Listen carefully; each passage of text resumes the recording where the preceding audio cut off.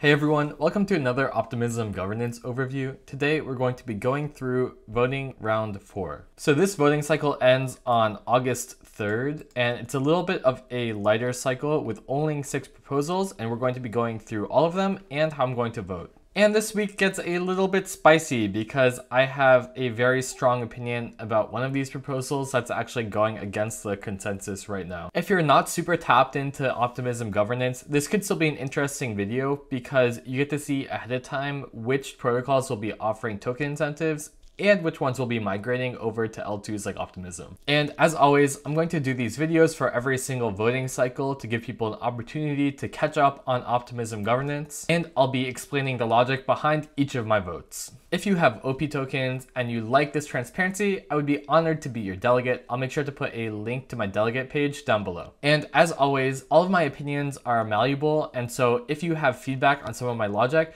make sure to leave it in the comments below, and I might even change my decision if you make a good point. So without further ado, let's get into it with proposal number 1, which is Rocket Pool. For those that don't know, Rocket Pool is a liquid staking protocol, so they allow you to stake ETH on the beacon chain without actually having to move your ETH to the beacon chain. I'm pretty sure they're the second biggest liquid staking protocol behind Lido, and Lido currently has a huge concentration of ETH on the beacon chain. And so just in general for Ethereum as a whole, I think encouraging use of Rocket Pool is a good thing. So that's my bias going into this. For their actual proposal, they're requesting 600,000 OP tokens, and they want to distribute those tokens between 2 different Rocket Pool ETH pairs. This is a pretty easy decision for me for a few reasons.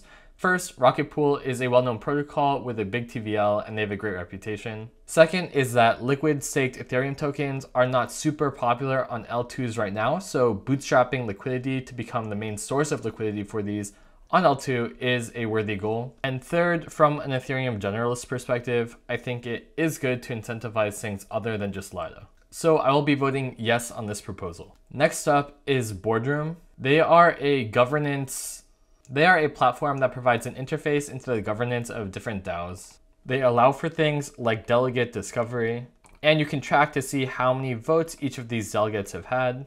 They have a proposal to distribute tokens that delegate their voting power through their Optimism delegate discovery page. Overall, I was a little on the fence with this proposal because there are other ways to stimulate delegation, especially through maybe OP airdrops directly from the OP Foundation. And OP already has its own delegate page, but poking around their platform, I think they do have a lot of good metrics here.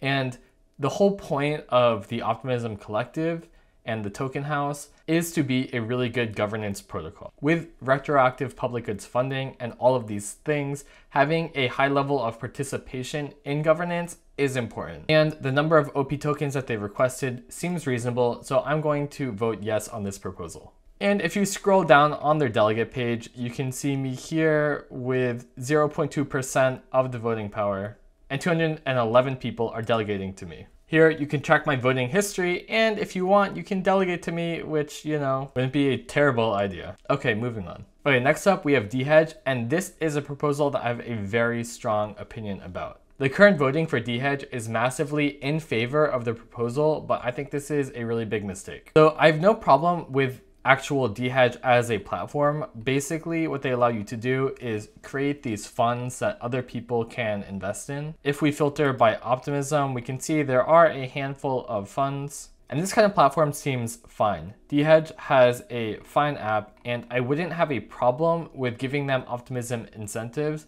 except for the fact that their proposal seems really bad. They're requesting 500,000 OP tokens. That 500,000 seems like a lot given that they only have 600 unique addresses interacting with the protocol on Optimism, which means that's almost $1,000 worth of OP tokens for every single address interacting on Optimism. But that's not the part that actually worries me. What actually worries me is their planned distribution for these tokens. All 500,000 of these tokens are planning on being used as an incentive for staking DHT on their platform. Basically, the way this works is that a user of their protocol would have to buy the DHT token, pair that token with one of their investing pools, which we can see here, and then they would stake that pair. The problem with this is it's putting an artificial subsidy on users buying this DHT token. Then they would have to do something like lock these tokens linearly to get more rewards. And this is just a classic tokenomics way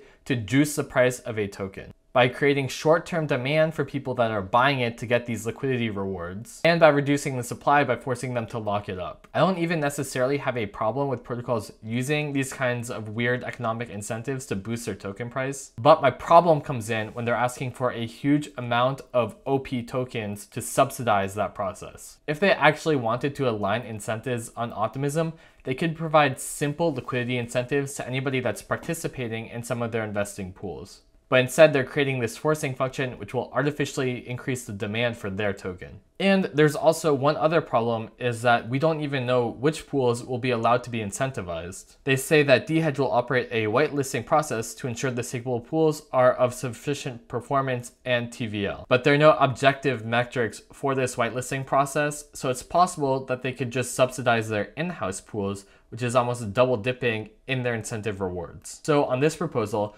I'm voting a strong no, and I am asking other OP delegates to do the same. Unless some people change their votes, it looks like this proposal might go through anyway, but I really think that there is just zero alignment with the goal of OP Collective, and it's basically directly subsidizing this random token. If by some miracle we do reject this proposal, I would encourage DHedge to write a new proposal, but one that incentivizes the platform without directly subsidizing the price of the token. Next up, we have XToken Terminal, Gamma Strategies, and Uniswap v3 Staker. They provide tools for liquidity management on Uniswap v3. And again, I think that these proposals are just asking for so many tokens, but the good thing about this one is that they're allocating 100% of their distributions to the Ethereum and OP token pool. And having this pool be extremely liquid is good for Optimism anyway. So for that reason, I'm voting yes on this proposal. Next up, we have Beefy Finance requesting 650,000 OP tokens. If you don't know Beefy, they're a very popular protocol with over $250 million.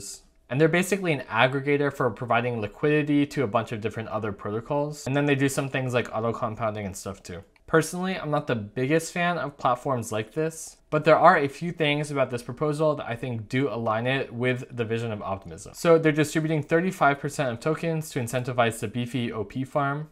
And at first I was thinking, oh great, another one that's just incentivizing buying their own token. But there are two differences. First, they have OP as the counterparty, so at least it's also incentivizing the Optimism token. But secondly, they explain some logic why they need this farm to have liquidity in order to offer other products on their platform to Optimism users. This is actually a new proposal after their proposal got rejected a few rounds ago, and this is one of the changes that they made. 50% of these tokens will be used to boost yield on other Optimism farms, which I think is fine. And the other good thing about Beefy is they have a huge footprint with over 250,000 followers. And these are all potential Optimism users. So for all of these reasons, I'm voting yes on this proposal. Next up, we have the ByteMason product suite requesting 490,000 tokens. So as far as I can tell, their main product is the Granary, which is a lending product similar to Aave. And they actually already have liquidity for OP tokens on here right now. I think it's always a good idea to have competing lending platforms and not just Aave. And because these OP incentives will be used to boost liquidity across a variety of different tokens, I'm going to vote yes on this proposal. Forgot to mention, they also have a small number of tokens going to creating articles for learning on their learn.fi platform, which I've looked at some of these articles and they're actually pretty informative and good. For the final proposal, this was not a delegate approved proposal, but this is for Guard. They're asking for 1 million tokens, and just looking at some of the comments from other people on the governance forum, I think they kind of mirror my sentiment for voting no on this one. The amount is very high compared to the current metrics. 10 to 20% of these tokens are going directly to the team, no time frame on distributions, and they're doing a lot to buy up liquidity on their own tokens. So that's an easy no for me. Again, if you have feedback, I'd love to hear it in the comments. And if you have OP tokens and you're looking for a delegate, I would be honored. Thanks, and I'll see you in the next video.